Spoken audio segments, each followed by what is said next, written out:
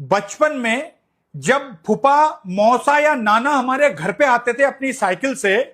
और हमारे घर पे साइकिल खड़ी करके अगर वो पापा के साथ हमारे 1-2 घंटे के लिए कहीं बाहर चले जाते थे तो जब तक वो हमारे घर पे वापस लौट के आते थे तो उनकी साइकिल की भाई साहब हम रेल बना दिया करते थे।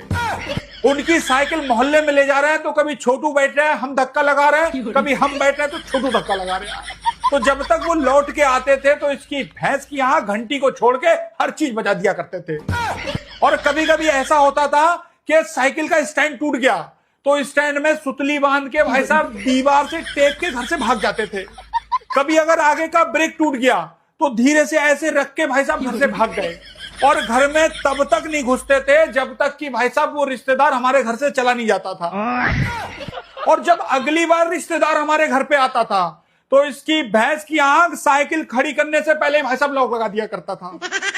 और जब हम उनके घर पे मेहमानी खाने जाते थे ना तो सबसे पहले हमारा कान पकड़ते थे ऐसे करके, कहते थे क्यों उस दिन तुम ही थे ना जो हमारी साइकिल का स्टैंड तोड़ के गए थे, अब बताओ क्या करें तुम्हारा।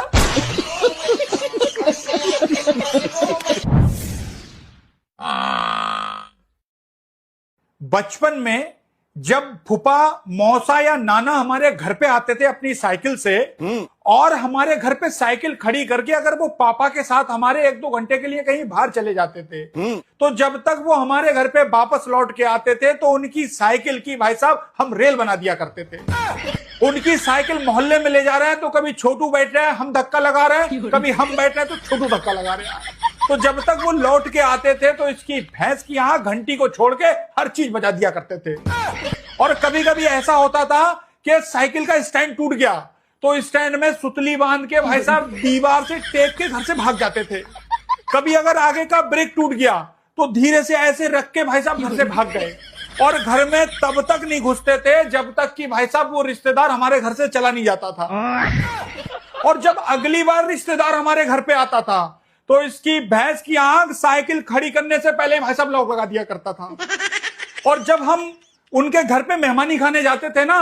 तो सबसे पहले हमारा कान पकड़ते थे ऐसे करके, कहते थे क्यों उस दिन तुम ही थे ना जो हमारी साइकिल का स्टैंड तोड़ के गए थे, अब बताओ क्या करें तुम्हारा।